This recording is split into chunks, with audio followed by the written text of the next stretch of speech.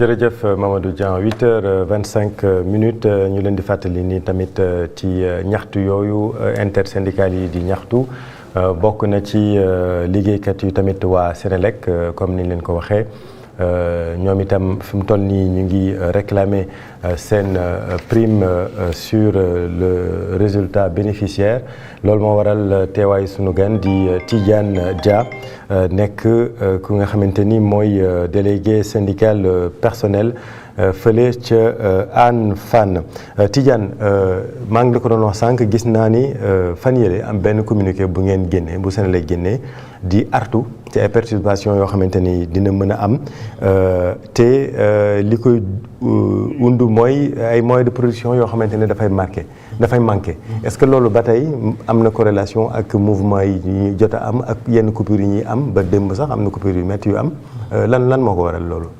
oui tout est lié ah. affaire bi chaîne la bu amee fu sooxee rek day laal yeneen yi. te fi sooxee mooy bu nu delloo rek à un passé récent mooy bi état bi décidé wàññi njëgu courant bi ba pare ni Senelec yow supporter bees bi au mois de décembre. donc loolu bokk na ci lu ñu topp ba jamono ji ba situation bii ñu nekk.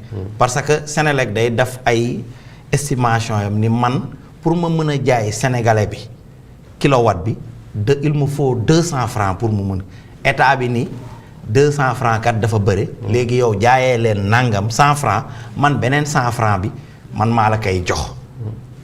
léegi bu ñu defee loolu di jaay depuis des années donc ñuy def loolu état di compenser même fekkee des fois day yéex. mais depuis 2024 ba tey régime bi mu ñëwee ba tey amul benn compensation bu mu versé Senelec donc loolu day am lu mu jur ay jeexital lu mu jur beneen bi nga ni wàññi naa courant bi 20 francs ci kilowatt bi mais 20 francs boobu léegi yow au lieu man ma lay jox léegi 120 mais yow yaay supporter 20 francs boobu donc loolu aussi day juraat leneen beneen bi nag lu ñu war gën a jàpp aussi mooy que ñun Senelec jamono jii mooy parc de production Senelec ci boppam. environ 20 à 25% la moom. le reste ay privé ñoo ko moom. ñoom ñooy togg courant bi jox ko Senelec distribuer ko clients yi bu nu jëndee loolu Senelec dajale ak beneen partie bi état bi war jox moom mu jël si fay si privé yooyu. mais léegi bu dee état bi versé wul Senelec nan lay fayee ñooñu mais ñooñu bu leen fayul ñoom tamit fuel bi ñuy def ak seen personnel bu nu yor nan lay demee donc loolu yëpp chaîne la boo xamante ni si nii il va falloir que état bi ñu toog ñu jéem a waxtaan pour que ñu trouver yeneen kii te ñun lu ñu si gën a metti rek mooy que. demoon nañu def benn bon et avec ce régime là on espérait et loolu moo nekkoon ñu am souveraineté énergétique mais ba léegi avec ce régime là ça veut dire que donc dégradation yi nii yëpp en 2 ans la am. ci la sinjooy parce que tout était au vert moom sincèrement. pour dire vrai Senelec ñun instant bi ñun lenn moo doon commencé woon nekk suñu xeex mooy nan la ñuy def ba travailleurs yi am ay action biir Senelec ñun si xeex xam ku nekkoon ci loolu ah. ça n'a rien de politique quand même. non ça n'a rien de politique. non ñun non ça n'a rien. oui mais booy wax avec régime bi sànq ba léegi. mais parce que c'est eux qui prennent les décisions yi foofu lay jóge ci kaw lay jóge di ñëw ñoom ñooy définir politique bi ñoom ñooy définir stratégie ñoom ñoo mën a taxaw ni ñun Senelec yéen vous avez 20% dama bëgg a jëlee production bi mu dem ba 40%. wala ba 50% mais loolu ñoom ñoo ko war a décliner. ñoom ñoo ko war a décliner politique boobu. et loolu kan moo décidé wàññi courant bi Senelec moo ko décidé wala régime bi. c'est l'état du Sénégal c'est l'état du Sénégal. Oui. mais moom moo ko décidé. bu ko décidé te defoo en contrepartie li ci war mais day am yeneen yu mu jur. donc pression am na nga décidé te évaluer woo nattoo impact décision bi. mais day indi situation bi ñu nekk beneen bi nag période bi commencé na ñu dugg période tàngoor. pointe bi day consommation bi day yokku consommation bu yokkoo donc lu ñu war a indi si buntu këru sénégalais bu nekk bi ne abonné dafay gën a yokku et loolu des fois xam nga lan moo ingrat ci Senelec. mooy Senelec yow boo abonné nga ni yow temps de puissance nga soxla. yow nga consommer ko nga bañ ko consommer nga voyager nga tëj sa kër yow tout le temps Senelec da lay produire loolu toggal la ko indi ko ba sa buntu kër. même si tu l'utilises pas. ok alors que loolu moom pour centrale bi. kenn du ko taal à moitié fuel bi kenn du ko taal nga consommer ngeen bañ consommer loolu yëpp Senelec dafa war utiliser charge yooyu pour que centrale bi mën a fonctionner. mais seen donc période sedd ak période tàngoor. seen inquiétude est-ce que ci fonctionnement wu kër gi la. pour produire plus et que les Sénégalais bañ a am di jafe-jafe. ngeen bañ di tiital Sénégalais surtout ci période bi nga xamante ni ñu ngi dugg ci tàngaay. période nawet la et puis c'est récurrent c'est récurrent. j'ai presque envie de dire même que c'est comment on dit c'est saisonnier. problème mu Senelec yi c'est-à-dire chaque période tàngaay bu ñu dugg ci nawet c'est un marronnier voilà c'est le terme que je cherchais. bu ñu dugg ci tàngaay ngeen commencé di yëngal di tiital Sénégalais yi parce que xëy na peut-être da ngeen di def pression ci gouvernement bi yéen tam est-ce que tamit loolu lu ñu mën a jàpp la. non ñun amuñu intérêt tiital Sénégalais. oui mais quand j'entends certains d'entre vous naan non dinañ couper na gars yi commencé taal ay lampes est-ce que c'est responsable. non ce discours non c'est pas un discours responsable. oui ñun dañu jàpp ni. ñun ak état bi la du ñun ak sénégalais yi lu ñu warloo ak ñoom mooy c'est des contrats yu ñu signé ak ñoom ñu indil leen courant en quantité et en qualité loolu moo ñu warloo sénégalais maintenant yeneen problème yu ñu am ñun du sénégalais yi ñoo ñu ko teg. donc on a ay autorités yu nekk di violer di jéem a violer loi te ñemewuñ ko bind parce que tey même prime bii ñu wax duñ ko fay. amul benn soubassement juridique ñoom bu ñu mën a jaar ak ñun bind ko. motiver ko argumenter ko ni lii doo ko fay amul y en a pas te tant que egguñu ci niveau boobu te ñoom ñi xamante ne ils sont censés faire les lois les faire respecter et les appliquer ñoom bu ñu demee ba commencer di ko violer loolu nag ñun loolu peut-être moo ñu war a mën a tiital. mais ñun egguñu niveau sincèrement fu ñuy naan fu ñuy couper courant. di saboter réseau non loolu waruñu. mais vraiment. non egguñu niveau boobu nekkaguñ fa. maintenant nag bu nawet bi jotee. am na yenn câble yi ci suuf la nekk. ndox ak kii àndul. donc des fois day am ci problème ensuite le réseau de Senelec. mais loolu donc ça veut dire que yéen vous n'êtes pas professionnel ba fekkente ne loolu day am chaque année. non mais le réseau est vétuste aussi. Oui, par moment et am na endroit yu bëri yu ñu ko jot a changé. Senelec demoon na ba toll fu nga xamante ne ñuy wax ni non dañuy produire pour xool suñu voisins yi nu ñu leen mayee. waaw non pas maye ñoo ngi leen di jaay. ñu leen des fois ñu leen di jaay on exporte de l'électricité. demoon nañ ba toll foofu. mais jamono ji on importe ah oui jamono bi on importe de la Guinée. laquelle Guinée. Guinée Conakry. Guinée Conakry. oui Guinée Conakry ñoo ñu may courant. non pas may dañ ñuy jaay. Guinée Conakry loolu depuis quand la. non depuis 2 ans 3 ans. depuis 2 ans Guinée de temps en temps daf ñuy jaay. Guinée Conakry parce que ñoom des fois ñu am surproduction. oui. parce que ñoom aussi seen réseau de distribution demul partout ci biir Guinée. donc des fois bu ñu ëppalee ñu jox ñun des fois aussi suñu courant day dem avec le réseau interconnecté. de l'Afrique de l'Ouest ñun suñu des fois ñu produire fii mu dem ba Côte d'Ivoire day circuler. depuis quand. depuis presque 3 ans 4 ans ou 5 ans. Oui. donc c'est un réseau interconnecté. oui yow des fois nga produire mu ëpp ci yow mu manque fële ñu compenser. mais le réseau est vétuste lan moo tax donc réparer woo leen réseau. non mais un réseau vétuste c'est des investissements lourds. parce que c'est extraordinaire quand même Tidiane fi ñu toll ci àdduna. Sénégalais yi di tiit ci courant ndax dina couper wala du couper ndax dina tàkk mais c'est extraordinaire. je suis d'accord parfaitement en phase. mais est-ce que nekkul le vrai enjeu c'est pas ça. mais le vrai enjeu c'est ça. Oui. mais ça c'est des investissements lourds mais c'est un État qui refuse même de payer d'assurer sa part. mais ça c'est l'intérêt particulier hein, c'est pas non mais général. mais compensation bi État bi war a def qui tourne autour de 300 et quelques milliards. Oui. mais bu ko deful mais loolu bu ko defee loolu c'est des investissements c'est des dafay participer si ñun suñu gestion charge de production bi. et d'exploitation mais loolu da ciy jouer et loolu bu ñëwul les gens sont obligés de colmater par-ci par-là ou bien dem di defewaat d'autres prêts bancaires yuy juraat yeneen intérêt donc et loolu c'est pas responsable. donc il doit. moom dafa wax ni avant 2024 tout était normal. non pas tout était normal mais ñu ngi doon pente ascendante lañ nekkoon. ah d'accord. waaw laa bëggoon wax Ndeye Khady parce que heureusement que jiitu nga ma ci point boobu noonu parce que lu tax ma bëggoon rebondir foofu mooy ñoom mënuñu nekk Senelec pendant des années et des années. à chaque fois les mêmes choses mooy répété wu. est-ce que d'une part aussi amul benn politique d'échec boo xamante ne am na ci yéen ci seen côté parce que bu fekkente ni jàpp nga ni chaque période coupe da ngay soxla plus d'électricité xam nga ne buñ duggee ci tàngaay li ngay produire mooy ëpp et terewul toujours délestage yi mi ngi am. toujours comme ni mu ko waxee réseau bi vétus na. leneen ak leneen loo xam ne sax peut-être ñu bëri jàpp nañ ne ba ci compteur yu ñu installé sax am na ci yoo xam ne bokk na ci liy tax courant bi pour mu ñëw normal problème la. Oui. donc loolu yëpp est-ce que nekkul ne ñoom aussi dafa am benn politique d'échec bu ci am ba tax tey ñoom ñuy dund conséquences yi ci seen côté. Tidiane.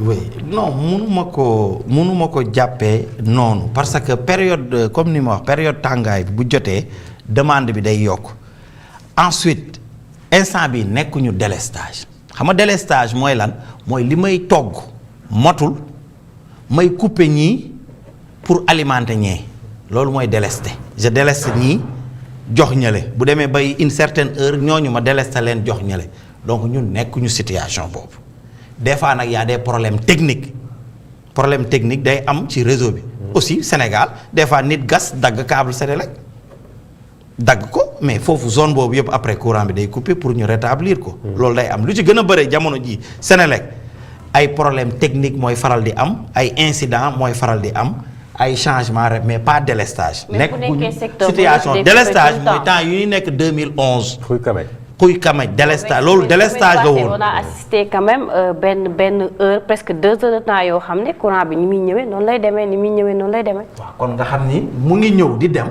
mooy ñu ngi réparer di delloowaat muy sauter wala muy mais secteur bi bu ñu amee secteur bi bokkul ak foo xamante ne si dafay arrêter c'est à l'arrêt total. mais ñoom lan mooy seen responsabilité ci sàcc courant yi nga xamante ni ay temps jënd nañ ñoom Senelec wax ne bokk na ci li leen doon nasaxal li nga xamante ni moom moo di seen koom lan mooy seen responsabilité yéen liggéeykat yi parce que lu ci bëri dañ naan agent Senelec yi ñoom ñooy def lu ni mel. La responsabilité elle est partagée la responsabilité mooy que sàccum courant. kenn criminalisé wu ko waaw da ngay sàcc courant bu ñu la jàppee duñu lay ñëw ni la jàpp naan la ñu calculer ko nii nga koy fayee soit nga fay ko globalement wala ñu étaler la ko mais loolu mooy lan loolu dafa war si lu ñu war corriger si lu ñu war changer amul sénégalais bii muy fay courant normalement keneen kee di sàcc et ñoom ñaar presque à la limite même traitement la ñuy am à la fin. et loolu daf bokk na si li war a njëkk changer beneen bi mooy que des fois y a des prestataires dans Sénélec am na ñoo xamante ne si ay prestataires yu Sénélec jël et foofu c'est un travail interne bu Sénélec war mun a def qui doit être prestataire de Sénélec des fois nga jël benn jeune am benn prestataire bu benn entreprise bu gagné pour nekk prestataire jël ay jeunes di leen exploiter. Sénélec des fois yéex fay kooku tamit même des fois bu ñu ko fayee moom du fay xale yooyu boo leen fayul ñoom tamit il se peut ñu def leneen ak clients yi pour mën ci génn. donc noonu la ñuy waxee la responsabilité elle est partagée. donc ñun ñi nekk ci biir war nañu def travail te ñoo ngi ciy liggéey de telle sorte que du n'importe qui moo war a am rôle wala moo war a am sañ-sañ. accéder ci réseau wu Senelec bi. mais Tidiane le vrai sujet. c'est vrai yéen en tant que travailleur et c'est très normal travailleur bu nekk da ngay xool noo mën a nekkee dans les meilleures conditions de performance. tey jii yéen a ngi laaj seen prime sur le résultat bénéficiaire mais le vrai sujet pour l'intérêt général est-ce que ce n'est pas faire de telle sorte que sénégalais yi seen xel dal de bu ñu nekk seen nawet. coow yu mel nii bañ a jógati parce que daaw jógoon na ren jógaat na donc ça veut dire que am na ku koy yëkkati. lan moo ko waral. waaw xam nga loolu man pour man li ma jàpp. c'est le vrai sujet mooy que sénégalais yi seen xel dal. loolu kat moo ci ëpp part de responsabilité ku war a njëkkee loolu. l'état forcément moo ci yor responsabilité bu gën a mag. bien sûr moo war décliner tracer yoon boobu. et yoon boobu bu ko tracer ñun moom mu koy respecter di ko doxal ñun on est obligé di topp ci yoon boobu. oui et yéen tamit stratégiquement da ngeen di bàyyi ba tàngaay ak nawet ngeen commencé yëngatu. non mais parce que période bii la rek période bii temps yi la présidence bind ni ñoom du ñu fay prime bi kenn du ko fay. parce que waru woon dem sax foofu. waru fa woon sax egg. parce que le conseil il faut nit ñi ñoom ñu fàtt ni ñoom présidence et les autorités ils oublient que le conseil d'administration de Senelec la présidence de la République est représentée. La primature est représentée, le ministère des Finances est représenté, le ministère de l'Énergie. Donc conseil d'administration avant muy jël quoi que ce soit avant muy réunir sujet yu mu war waxtaane day dem ci structure yooyu. mais ñoom ils n'ont qu'à se prononcer foofu mais bu fekkee ñun conseil d'administration Senelec day jël dara direction générale jël ko mu dem conseil de mu valider ko. te waa présidence nekk fa. mais loolu nan lay delluwaatee kon kay loolu ça veut dire décision bu conseil d'administration Senelec mënti jël ñun dañuy toogaat ci nen tant que demaatul présidence te alors que le représentant de la présidence était là. ça devrait être en amont mais pas en aval. Oui. La présidence devrait valider donc yooyu yëpp c'est des incohérences. yoo xamante ne si mu ngi am. et ça ne pousse pas les gens ñu nekk dans un climat serein parce que njiit yi ñoom ñoo war créer les conditions créer ay lois et des règlements ñoom ñu jiitu si ñi koy respecter. mais Tidiane, vous n'êtes pas sans savoir le contexte bi ñu nekk le contexte économique les difficultés liées avec le deal entre guillemets en tout cas le partenariat avec le FMI Fonds monétaire international Fonds monétaire international tamit di doon yàgg laaj ñu wàññi les subventions loolu nekk benn jafe-jafe bu mag boo xamante ni yéen Senelec d'accord leen ci ñu wàññi les subventions mës naa ci waxtaan ak Habib Aïdara parce que bu ñu ko wàññee répercussions yi dafay grave trop mais en même temps état bi tamit nekk ci entre le marteau et l'enclume léegi est-ce que jafe-jafe yooyu yéen tamit yéen a ngi koy bàyyi xel le côté patriotique tamit fan ngeen koy teg ci mbir yi. non ñun côté patriotique moom moo nekk day nekk ci lu ci day dafa kawe si sunu ay activités sunu ay actes. Oui. mais man li ngay wax li man mënuma fonds monétaire banque mondiale et yooyu man mënuma ci. sa yoon nekk si mënuma ci sore xam nga lu tax. ok parce que dama nekk benn sénégalais boo xam ne dama fi toog benn période dégg suñu premier ministre nii. Oui. y a des dettes cachées y a des ports ainsi de suite ñu toogaat benn instant mu ni amul il n'avait pas tous les leviers. te depuis boobu et présidence jotoon na ci prononcé wu. mais entre temps bii premier ministre waxee ni il n'avait pas tous les leviers. mais ñun bëgg nañu xam présidence moom lan moo ci position am lan la waxaat. yow nee nga politique waaye sa wax ji xasaw na xunn ak politique. bu la neexee. et la man je dis et le commentaire est libre ci libre de commenter comme ni nga koy mais man dama jàpp ni. man un sénégalais ça veut dire que ñi nu jiite. te war a wone le bon exemple. di ko jëfee ñun du ñuy xool ci ñoom di gis ci ñoom di en fonction de nu ñuy waxee ak nu ñuy doxee parce que bépp wax. ak bépp tànk ñoom bi ñu taxawee day am jeexital ci sunu ay kii. et léegi donc fonds monétaire boobu. subvention yi mais loolu état bu décidé bu fonds monétaire waxee day wàññi nañu wàññi subvention yi. état bi bu ci àndee balaa mu ciy wax ànd na ci wala àndu ci dina ko évaluer. waaw lii yëpp yéen ngi koy waxtaanee ci seen groupe transparence. ñoo ngi koy waxtaanee suñu groupe transparence bu baax. transparence ñun depuis ñun nag loolu rek moo ñu xaw naqadi ñun biir transparence. mooy bii état bi waxee nañ wàññi courant bi te naka Senelec supporté. jamono jooju benn syndicat biir Senelec jógul ni àndu ci. ñun transparence ñun du ñu waxoon ni loolu. bu ko état bi defee dina jur jeexital mooy jeexital bi. loolu moo tax ngeen di wax que dañu war a publier immédiatement les chiffres et impact réel de la baisse tarifaire sur les finances de l'entreprise. lan moo tax. mais dafa war ñun on prône la transparence. xam nga quand les règles du jeu sont bien connues de tous. situation financière exacte bi réelle connue man bu boobaa mun naa jàpp ni kat fii situation bii ñu nekk situation bu metti la ñun ñu dawal compréhension mais ba instant bi kenn prouvé wuñu lu dul wax. que situation bi dafa metti. situation bi dafa metti ay chiffres ñoo koy wax. ay publier certifié ñu xam ni kat situation bi metti na ñun ñu xool te bu boobaa da ñuy woo ñu waxtaan. nga ni kat situation bii la ñu nekkoon daaw ren situation bii la ñu nekk dimbale leen ñun xam nañu lii nii da nga koy yéex a fay mais bor la rek mën nga ñu wax ni lebal ma temps yi sama situation dafa metti lebal leen ñu. mais ñun on peut comprendre mais mënoo ñu wax ni du mu leen ko fay parce que taux d'endettement bi. da ngeen ko dépassé Senelec dépassé na ko wala ratio de solvabilité fiscale. parce que ñaari raison yooyu la président bind. bien sûr dépassement du plafond d'endettement et non respect du ratio de solvabilité fiscale. léegi quelle est la part de responsabilité de l'agence Senelec dans ces deux éléments yooyu ñu wax. est-ce que agence Senelec bi mooy décider Senelec na dem lebi banque bi wala banque bële.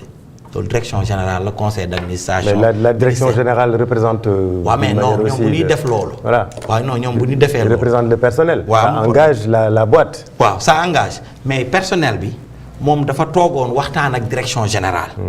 ni que ñun dinañ liggéey di lépp lu ñu doon def benn dinañ ko def fukk ba Senelec nekk ci situation bu baax ba bu demee ba Senelec nekk situation bu baax ba jur bénéfice nga compal ñu 10% nga séddale ñu ko. bu dee Senelec bu situation bi dafa nul wala dafa perte.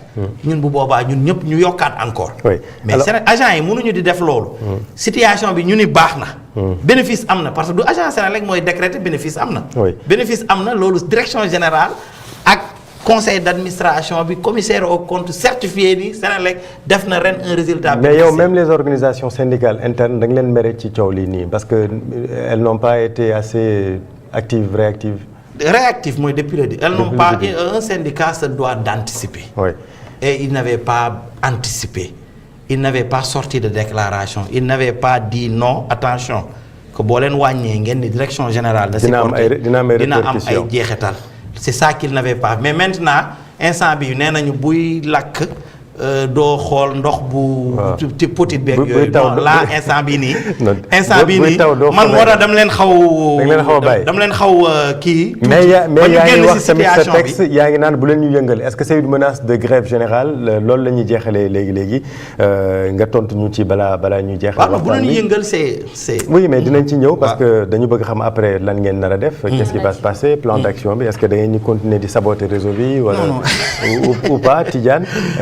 ñu leen di fàttali mbokk yi Senelec ku ko tudd di nga xalaat nawet bi ndax ñoom sax daan nañu def ay campagne di artu risques yi nga xamante ni mooy am ci wàllu nawet bi loolu yëpp dinañ ci waxtaan pas forcément sur la Senelec mais ci risques yi ñuy gis ci nawet ak les benn alerte orage et pluie bu nga xamante ni ANACIM def na ko dinañ ci dalal le chef du service du département prévision et gestion des risques bu ANACIM di monsieur Abdoulaye Diouf qui est déjà avec nous ci studio bi. ñuy jeexal waxtaan wi ak Tidiane Dia nekk délégué personnel Senelec Hann Tidiane tey ji donc lan moo nar a nekk seen plan d'action mais may fàttali ni am na débat bu Ndeye ak Lalla ubbi ci suuf. ci wàllu woyofal bi xëy na peut-être Lalla nga poser sa question. non juste question bi ma posé tout à l'heure mooy problème mu tranche bi ci njëg bi parce que da ngay gis ne à chaque fois boo jëndee courant par exemple 5000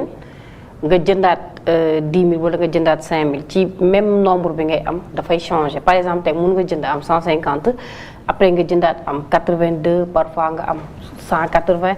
donc irrégularité boobu wala. chiffre bi ni muy modifié wu alors que même prix ngay jëndee peut-être sénégalais yu bari comprendre ñu loolu. waaw c'est ça loolu laay faral di wax ci li jëm ci woyofal bi.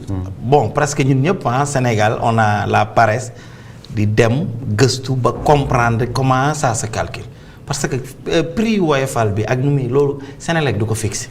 commission de régulation c'est à vous de bien expliquer aussi waaw y a ça aussi. quelque part mais on a expliqué am na ay kii waaw beaucoup expliqué waaw mais nañu gën a góorgóorlu ñu gën a gëstu xam ni boo jëndee ci biir weer bi. affaire bi c'est par mois. ci biir weer bi am na nombre de kilowatts comme nu mu ko waxee boo demee ba egg fa. si yu njëkk yi TVA bi du ci am. taxe communale yeeg ay autres du ci am mais plus nga dem. muy gën di yokk ngay gën di consommer ñu ne kii kat kon am na tuuti xaalis état bi commencé di la naan na mu boole ci ay taxam boole ci ay TVA. ensuite weer bu nekk yow duñu lay louer compteur bi 450 francs des fois nga gis koo xam ne dafa jëndoon courant mu yor fa léegi mu toog 3 mois 4 mois wala 5 mois jëndul courant mais bu boobaa boo jëndaatee sa mois yee nga yoraloon kii bi contrat bi mooy sa 450 yooyu yëpp duñ koy dugalaale ci biir. 450 bëriwul nag ci location. par weer. compteur. waaw mais ñaata compteur. à vie la waaw mais xam nga loolu moom wax leen que régulateur bi ak yow état bi am sañ-sañ wàññi léegi 20 francs ni Senelec supporte leen ko suba bu waxaatoon état tey bu ñëwoon ni Senelec jaayee leen 10 francs le reste maa koy fay. Senelec di exécuté. donc ça veut dire loolu moom sénégalais xamoon nañ ne compteurs yi dañ leen ko loué à 450. loolu nag xam nga loolu plateau yu bëre wax nañ xam naa ne temps yi nga commencé jënd courant. moo temps yi nga abonné moo tax non en fait c'est des questions yoo xamante ni quand même. baax na ñu leeral Chérif. bien sûr parce que am na ñoo xam ne yor nañ xam réponse bi mais day laajte pour kii waaw non pour moom ak ñooñu noonu laay wax. woyofal xamuñu ne compteurs yi dañ leen koy loué. xam nga yàlla dafa def man aussi duma commercial. waaw Senelec man je suis plus dans les projets de Senelec et autres. Donc c'est pas tout agent de Senelec moo mën a maîtriser comment ça se passe. Donc ñun ku nekk am na niveau boo kon yéen waa transparence comme que yéen waa transparence yéenay l'aile dure parlel dur instant bi ñun ñooy représenté. mais t'as vu comment tu le dis hein? Ça veut dire que vous êtes l'aile dure des syndicalistes. Non pas les nous sommes très pondérés. ñun tey mais pondérés à un point où vous dites bu leen ñu yëngal est-ce que c'est une menace de grève générale ou quoi? non xam nga bu leen ñu yëngal mooy yow tey loo war def nga xam ko luy yoon wax lu la yoon may nga xam ne yow yoon may na la lii mais man yoon may na ma lii. yow nga bëgg ma def sa yoon ngay bafouer man samay droit. mais loolu yëngal la. loolu tooñ la. problème foofu lay commencer. léegi lan ngeen fas yéene def. bon ñun on est en phase port de brassard rouge bi ànd nañ ci. nañ ko def tey partout dans tout l'étendue du territoire national. on est en phase brassard rouge foo leen dem Sénélec peut-être man maa xonkul parce que j'aime le bleu. mais bu ma génnee ci oto bi sama kii brassard. yi fa waaw dinaa ko takk moom la ñuy nekkee. il y aura des conférences de presse, il y aura des déclarations, il y aura une assemblée générale aussi. Et on appelle tout le monde ñu ñëw participer assister. assemblée générale bi Vincent la. Vincent brassard rouge mais ñun sol nañ suñu. soloon nga ma rouge waaye yooyu am na solo ñun grève nañ bu yàgg ndax woyofal. non xam nga lan moo tax nga sol rouge bi parce que li ñuy teg agent Sénélec yi jamono ji àndoo ci. yow da nga bëgg agent Sénélec bi nekk dans de bonnes conditions. di la guddal di la xëyal di la bëccëgal ngay tëdd di nelaw clim bi di upp courant bi di egsi. te boo amee problème souci léegi nga woo leen ñoom ñu heure bu nekk ñu buy taw muy naaj ñoom ñu départ ñëw egsi répar defaral la. donc pour donc ñu comprendre li ngeen di laaj comme revendication mooy prime sur le résultat bénéficiaire. pour le moment instant bi mais am na yeneen qui avoisine 10%. 10% du bénéfice. Du bénéfice qui est de 33 à 36 milliards. À 36 milliards de francs CFA. Oui. Merci beaucoup donc tey jii Tidiane Dia moo nekkoon sunu gan nekk délégué syndical Sénélec fële ca Hann donc tey jii c'est un jour de mouvement d'humeur au niveau de la Sénélec assemblée générale bi c'est à Vincent. Vincent oui c'est à Vincent. Merci beaucoup Tidiane. merci et c'est moi et maa ngi leen di sant di leen gërëm di sant aussi agent Sénélec yëpp. di sant aussi travailleurs yi di leen wax ni d'habitude nag ñun loolu la ñu doon faral di wax bu leen bàyyi ba problème am. ngeen soog a jóg. d'habitude am na ay travailleurs yu bëri boo leen woowee tant que tout va bien. nga woo leen du ñu ñëw alors que ñun des fois ñu sentir dara. mu ngi waaj a xew. mais xewagul ñu woo la ñëwoo mais il faut ñu dem rek d'habitude nag loolu la ñuy bëgg ñu gën a jóge ci.